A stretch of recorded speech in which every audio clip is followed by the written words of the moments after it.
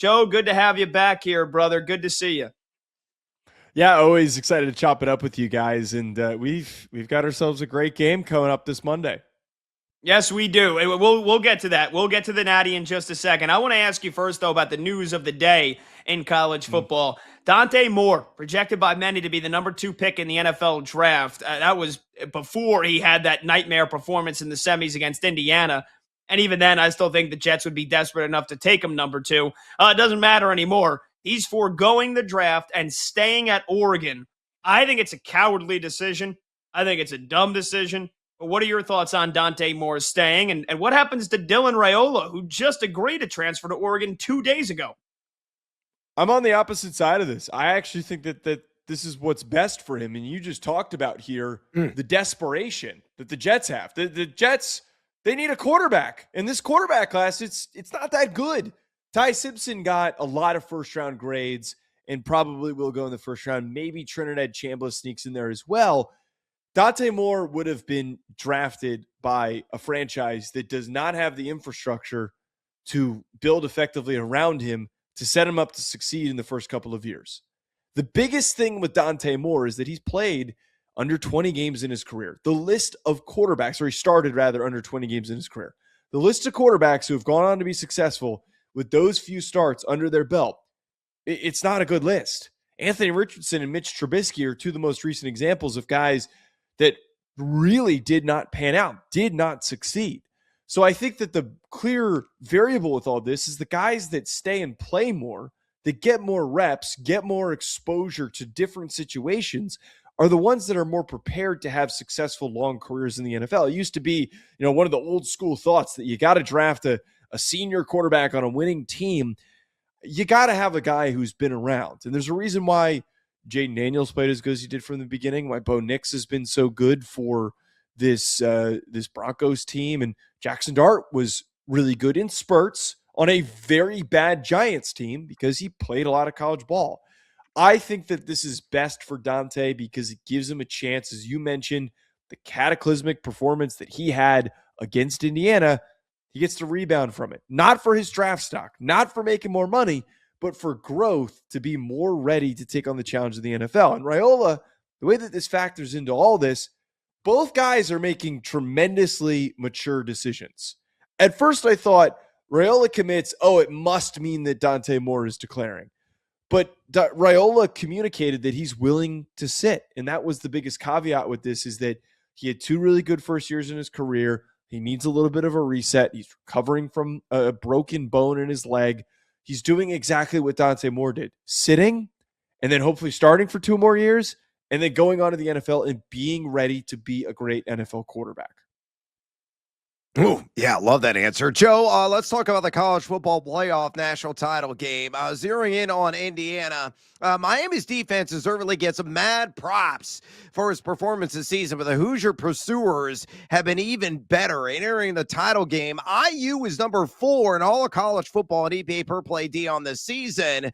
Miami not that far off at number 7. What makes this Indiana defense so elite? It's the fundamental way that they play. They are the most technically sound team that has played this entire season. They all fly to the football. They very rarely will make a mistake. There's not really any plays where guys have missed assignments.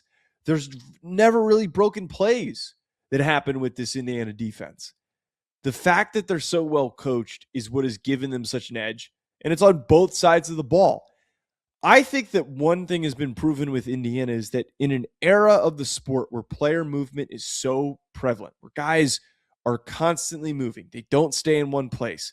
And then you listen to NFL scouts and evaluators, how they perceive upcoming drafts. And all they talk about is, man, these classes, these guys, they're not prepared. They're not ready to go. There's been some brutal classes because guys aren't coached up. They're not sitting at one place long enough to develop.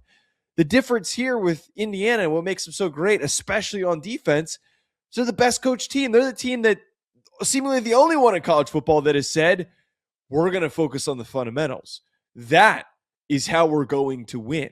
That is how we're going to be better than everybody else. While everybody's throwing money at their problems, bringing in the biggest transfer portal names, they're focused on coaching their guys to the near perfect degree in which they're playing right now. So I think that it all comes down to they're prioritizing the right things. And it's something that has produced success in the history of college football that seemingly everybody is getting away from. Yeah, no question. Joe, are there any X factors in the college football playoff national title game? Are there specific players or maybe a specific area that could play a defining role in who wins this thing? I think that the biggest X factor is Miami's offensive and defensive lines. And the line right now, I don't know if it's still at 8.5, but last I checked, it was at 8.5. I really like Miami to cover for the fact that I think that they have an edge along the lines of scrimmage. They have more talent along both lines. Is Indiana the more disciplined team, the more consistent team in both areas? Yes, absolutely. But we have a Miami squad that has Ruben Bain, who's going to be a first-round pick, Francis Mauigoa, who's going to be a first-round pick. They have a team that has just this mauling presence on both sides of the ball. I don't think that Miami's going to win ultimately, but I think this game is going to be a lot closer than many people are expecting, with a lot of assumptions that it's going to be a blowout like the last game was for Indiana. Miami's going to be able to get some push. They're going to be able to run the ball. They're going to be able to get Mark Fletcher going. They're going to be able to get penetration and to sack Fernando Mendoza. The line of scrimmage, I think, is the biggest X factor, because if Miami is able to flex their muscles, use all that weight that they've got like they've been doing, they're going to be able to stay in this game. Talking to Joe DeLeone here on BetMGM tonight, Westwood One Sports. Brad at Boyle. Joe does college football and NFL draft stuff for A to Z Sports. Also hosted the Ruffino and Joe Show and the Hack City podcast. You can follow him on Twitter at Joe DeLeone. Joe, I've been saying the Hoosiers are a wag at first half of the Rose Bowl. I think this is going to be a blowout. You and I are on opposite sides. You think you like Miami to cover. Other than that, the total of the game, any props that you might have for the national championship coming up on Monday night? Yeah, I like the under hitting in this game, and I think that the big reason why I lean in that direction is because both these teams are pretty methodical, and I think that Miami especially is a very slow-moving team. And this is part of the reason why I don't think that there's going to be a blowout here, is that when they have the ball, I believe that they will be able to get their ground game going on some of their drives, probably not all of them, but they'll be able to produce one of those long 15-plus play drives where it's 4 yards from Fletcher, 5 yards or 3 yards from Brown, and then a quick pass to Tony. They're just so slow that it's going to take so much time off the board. And this isn't Ole Miss that they're going up against, who it counters itself where the time of possession might be so in favor of Miami, and then Ole Miss can score in an instant because they play that way. They play quickly. I think Indiana also is proven to be quite methodical as well. They're a little bit more explosive on the outside than Miami is, but I think that with the way that these two teams operate, that it is going to be a lot of fighting up front, a lot of short to intermediate passes that are produced for both squads, that it will end up resulting the under hitting in this game. Oh, I like it.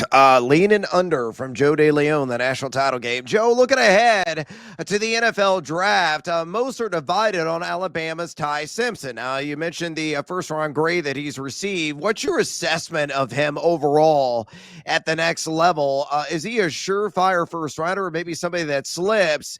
And would you say he's a good fit with, say, the Pittsburgh Steelers? Well, I think that that's the one destination that would be absolutely perfect, because it wouldn't necessarily be an overdraft, and it's also going to a team that's got a really good infrastructure. They've got a really solid offensive line. They've got some pretty good weapons. Whoever is the head coach gets to take Simpson and then mold everything around him. And they've also historically just been a franchise that has always done everything right. My thing with Simpson, similar to what I talked about with Moore here, he's got a very small sample size of playing time. So I'm a little bit wary on how that translates to him in the NFL, because again, the list of guys that have played so few games, it doesn't usually work. The one exception here is that he is a fifth-year senior. He's played a lot of football. He's been around the sport for a very, very long time.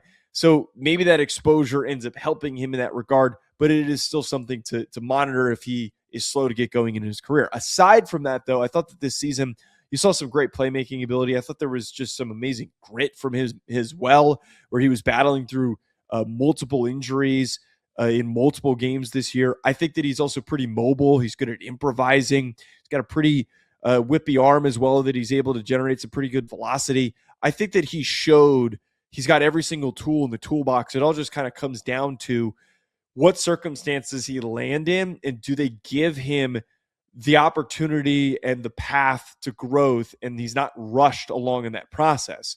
I'd be a little worried if a team like the Jets just said, you know what, screw it, we need a quarterback, we need somebody, let's just go and get Ty Simpson.